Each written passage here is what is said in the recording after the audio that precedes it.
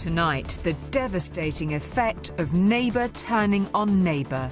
His two brothers were killed. He lost his brother. He disappeared. His younger brother and his father were killed. Her two brothers were killed. And what became of the man whose image defined a war?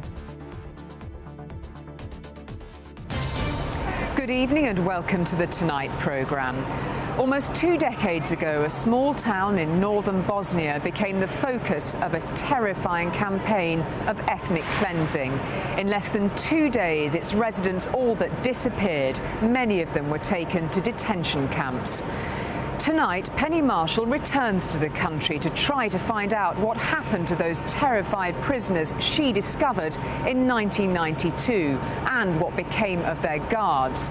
And she also investigates whether the recent capture of Ratko Mladic, one of Europe's most wanted men, is the start of the final chapter of Bosnia's unfinished business.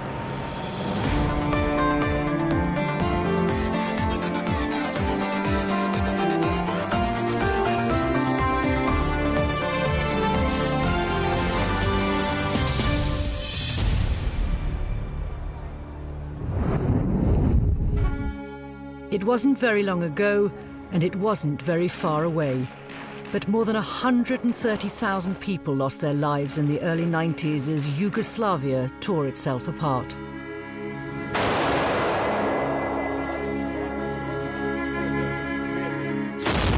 In the Bosnian capital, Sarajevo, snipers made crossing a street a matter of life or death.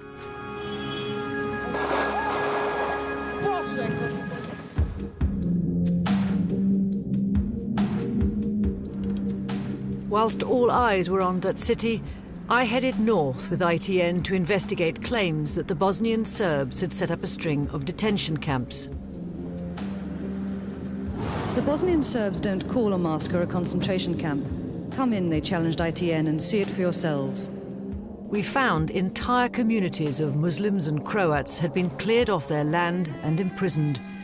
It was the first proof of the horror of ethnic cleansing. We saw evidence of beatings and starvation and heard whispers of murder and rape. The British news organization ITN had managed to get 2 reporters into camps in northern Bosnia. The reports we filed shocked the world. The pictures of the prisoners rounded up by the Serbian forces and being held in these detention camps are stark evidence of the need to deal with this problem effectively. One image taken from our footage became part of history. When we first saw this young man in one of the camps, he was starving. He says several of his ribs, his jaw and nose were broken, his teeth shattered. His name was Fikret Alic. He's now in his 40s and a big bear of a man. A father of 3, he's physically recovered but mentally scarred. Very stark for me. Difficult. Yeah, difficult for me.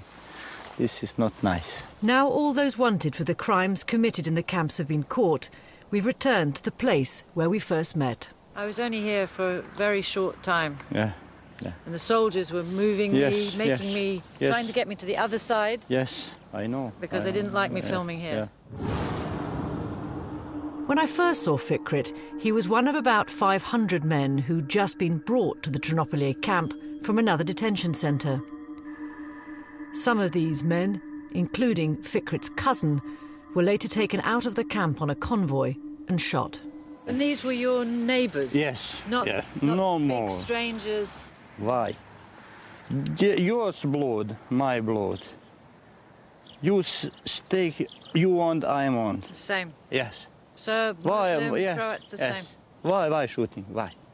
Because here, so much place. Very big place. Every day, yours home, my home, no problem. Enough room for everyone. Yeah, everyone. I thinking why. Every night I'm sleeping or thinking why. 4 years, neighbor to neighbor, shooting. I'm not understand this. Fikret and many of the prisoners driven from their homes had come from a small town called Kozerats. When I arrived here in 1992, I was driven along this road and all of these houses had been destroyed. There was nothing here. It was like a ghost town. And I can remember seeing a little row of shoes on one of the doorsteps and thinking to myself, something really dreadful must have happened here.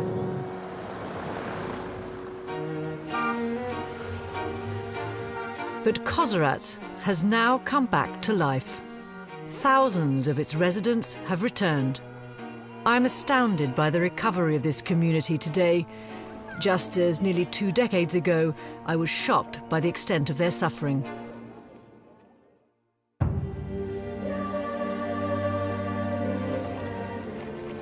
But Kozerats is still burying its dead. Bones dug up from recently discovered mass graves. 111 coffins were carried into Kozerats' cemetery this summer in a single day.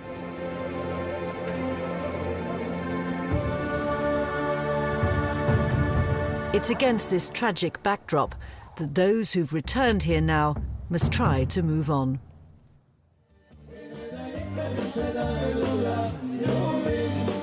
Although several thousand of those Muslims driven out have come back, not everyone wants to live here permanently, for this town now sits in Serb-controlled Bosnia. After the war, many became refugees abroad and now only return for the summers. This one here is from Norway. This one, England. All them at the top is from Switzerland. Up there is a bit Slovenia. Even though I was born in England, I've always felt like, it was home here. I met Harry Paratusic's father, Jamal, in the most notorious camp, Omarska. The prisoners' fear there was palpable. Every word they spoke was listened to by their hostile and armed guards. But Harry's father dared to hint at the terrifying reality. How are you treated? What are the conditions, I asked. I don't want to tell lies. I can't speak the truth. Thank you for coming. Harry now comes back here to the town he calls home every summer. I spoke to your dad because I was hoping he'd be here, but he's not with you. Why is that? Me and him and my mum visited Omarska 2 years ago. And ever since then, he hasn't been the same. He hasn't been sleeping. Back, and then it brings back a lot of emotions for him. He lived through something that no one wants to live through. Omarska was an horrific place. Nearly 500 men are thought to have died there, and of the 1,300 still missing in the area, many are thought to have disappeared from the camp. Some of the guards we filmed are now in jail for rape, torture, and multiple murder. The experience of the father has affected the son. Are you friends with Serbs now here? Most of my friends here are Muslim, and when you go back to England, there's, but they're not. Not mixing up, I separate them from, Serbians, and then, Can't hate a whole race, can you? You can't hate a whole race, but if you've lived through something as severe as that or as bad as that, it's questionable. Some people are managing to form friendships across the divide. I found Serbs and Muslims playing football together. But talk of the war is raw, and they never discuss detail. So you two are friends? Yes, definitely. Yes. And I believe one of you is a Serb and one is a Muslim. I can't tell the difference. Yep, I'm a Serb and he is a Muslim. Okay. So do you ever talk about the war? Yes. Yes, sometimes. Is it difficult? Definitely, as he was the one in a camp, so worse off than I was. Do you talk about who was worse, whose fault it was? No, we don't politicise at all. Mladic, hero or villain? Why are you asking us that question? Please, please, we're a sports club and we do not want to talk about that. The situation is so complicated. Us two have accomplished this in 3 years, and one condition was not to bring politics onto the field, and that's how we have achieved this. But it's hard to keep politics out of everyday life when what the wartime politicians say in the dock still divides opinion. Bosnian Serb leaders Radovan Karadzic and Ratko Mladic currently face charges of genocide at The Hague. Karadzic denies that civilians were rounded up and murdered in the camps. He didn't like what we discovered. He says we lied. I wonder how Miss Penny Marshall sleeps after all the harm she inflicted on us. Both men are defiant in their denials. Under count 1, Mr. Mladic, you are charged with genocide, punishable under Article 4.3a of the statute. No, I'm not going to listen to this. I'm not going to listen to this at all. Back in the hills above Kozarac, it all filters down. I've found Bosnian Serbs openly holding those being tried in The Hague in high regard. He's a soldier and he defends the Serbian people. Good man. Good. Who, Mladic? Good. First class. Jel Srbe buni što da nije bilo Mladića? Srba bi nestalo. If there was no Mladic. So he's not a criminal. Kakav kriminalac? Koga je ubio? What kind of criminal? Who did he kill? This man dismissed events altogether. In Moscow, just down the road. Just a... They were all... Nobody was hurt, really, you think? Ugrožen, ubijen tu. U tom logoru niko ubijen nije. Nobody was killed. The Hague, then, hasn't stopped the competing histories. It's not fair to say that this extreme denial is typical, but the fact that I found someone saying anything like it alarmed me. If Kozarac is to have a safe future, there must first be agreement about the past. What am I seeing here, Saka? This is an extraordinary place. It's a monument for people who were killed in 1992. The denial upsets this former prisoner, Satko Mladic, who believes there must be recognition before there can be reconciliation. Children you are seeing in these streets, having fun, not knowing of anything we are speaking tonight, who live in Kozarac, live in Bosnia, come back to Bosnia. Well, there's a hatred against them because of who they are. Because Serbs did not cope with their past. Maybe Bosniaks also. I mean, there were Bosniak war crimes too, but not on that scale. Satko's grandmother is still missing. He's determined to find out what happened to her. Too old to run, he had to leave her behind when the shelling of the town started.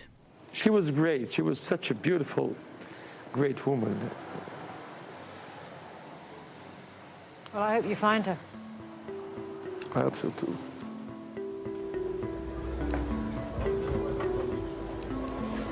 When you spend any time here, you realise that everyone is missing someone.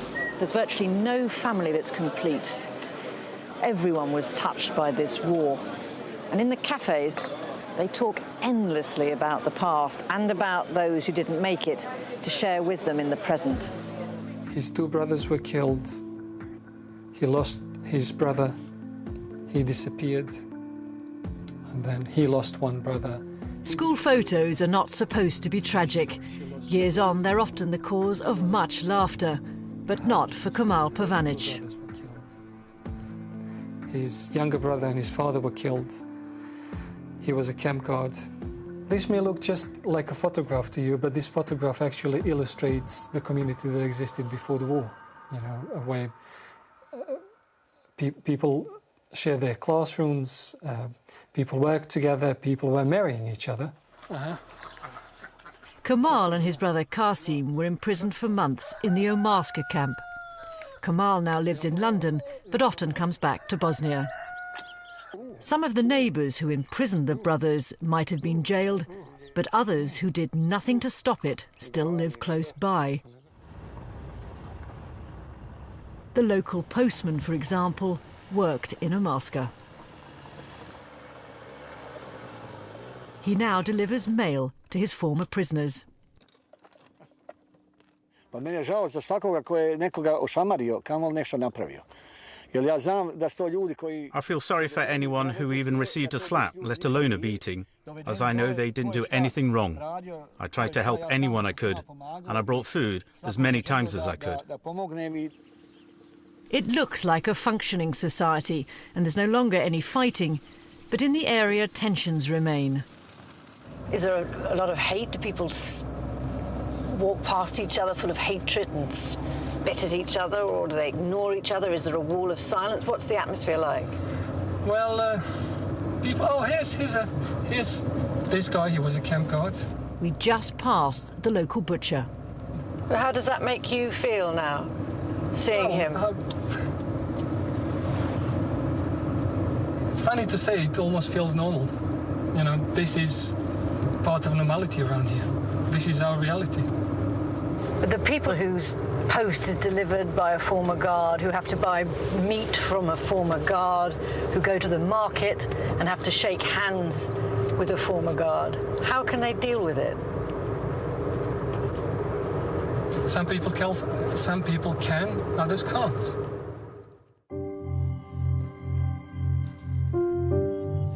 Omarska's now a working mine. Once a year, relatives and survivors return here to remember the prisoners who didn't make it out.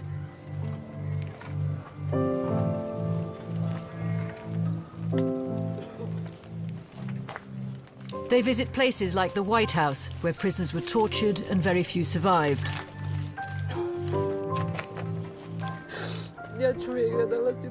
I will always come here.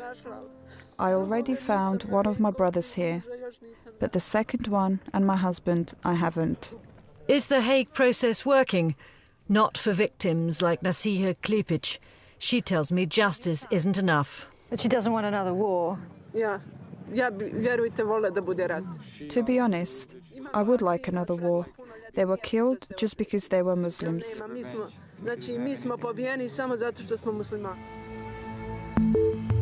Like the denial on one side, the talk of revenge on the other threatens the peace here, and they feed off each other. How then to protect the next generation from growing up to finish the war their parents started? Children in this area increasingly go to separate schools, and outside the towns rarely mix. Reconciliation projects are in very short supply. Kamal runs workshops in the summer. What he and his volunteers are doing with the children from all sides is unique. This isn't a typical activity for the children here. What are you trying to achieve with this workshop? In my opinion, these children are the greatest victims of the war, yet they have nothing to do with it. They are being taught wrong things at home and very often in schools. I think if the current political situation continues for the next, let's say, 10 years, these children may end up fighting each other in another war. And this extraordinary meeting is evidence that the divide can start to be bridged with effort. Milojca Beric was one of Kamal's jailers and one of the men I filmed guarding the prisoners.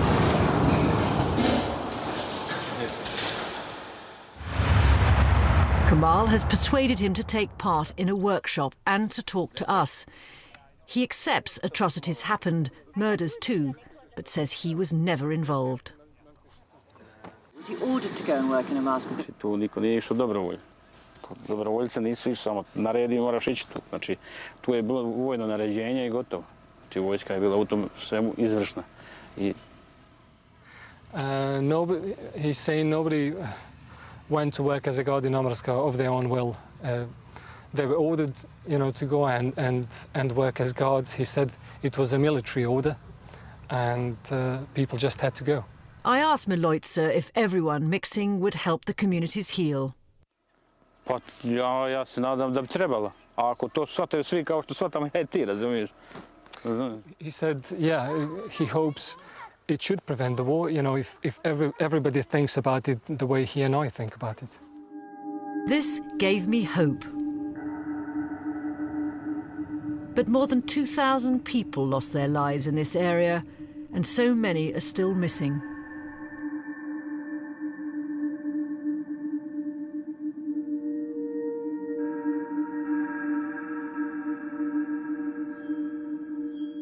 Today, Satko's continuing his search for his grandmother. At the morgue, the Missing Persons Commission has retrieved the bones and clothing of 5 unclaimed elderly women from Kozerats. He doesn't recognize any of the garments.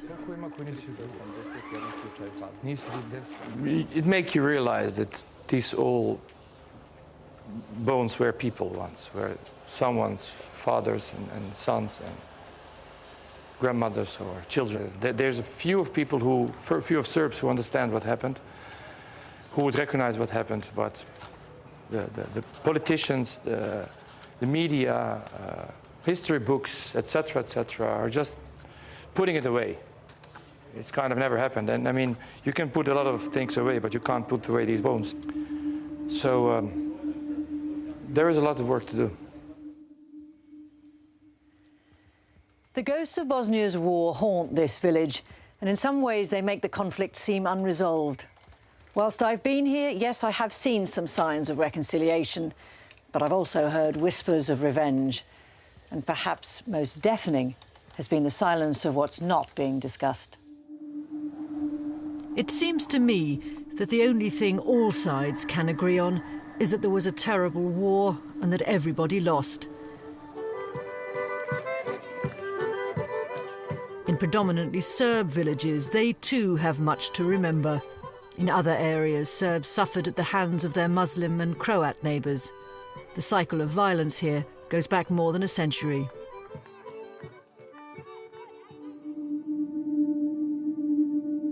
And what of the man who became such a symbol of the war?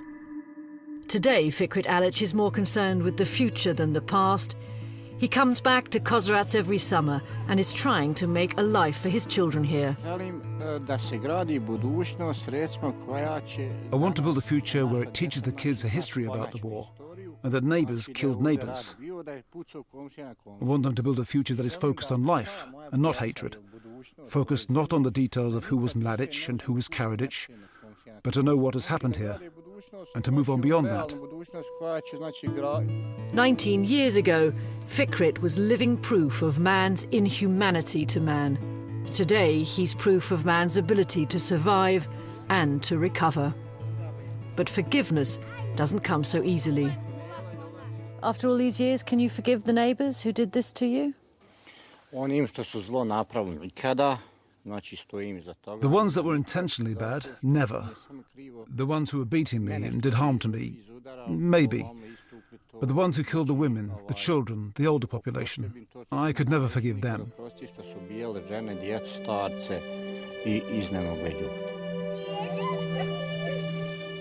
I returned to Bosnia to look for some sort of happy ending. And it is wonderful to see Fikret with his family, wonderful to see their town rebuilt. But there's unfinished business here. There are just too many wounds and too much history to be sure of a happy ever after. All those wanted for war crimes from the 3 main ethnic groups in the Balkans have now been brought before a judge. It brings to an end the hunt for those indicted by the UN. Now, if you'd like more information on our programme this evening, please visit our website at itv.com/tonight. Until next week, though, good evening and thanks for watching. Coming up next week, with families across the UK bracing themselves for higher gas and electric bills this winter, Tonight investigates the pricing practices of Britain's big 6 energy companies. Billy Connolly's about to have some seriously good fun as he travels along Route 66 for a new series. The 4-parter starts at 9. We head back to Emmerdale next, but will Aaron's loved ones finally realise the situation? ITV2 is with The Extra Factor next as Caroline and Ollie enjoy more auditions.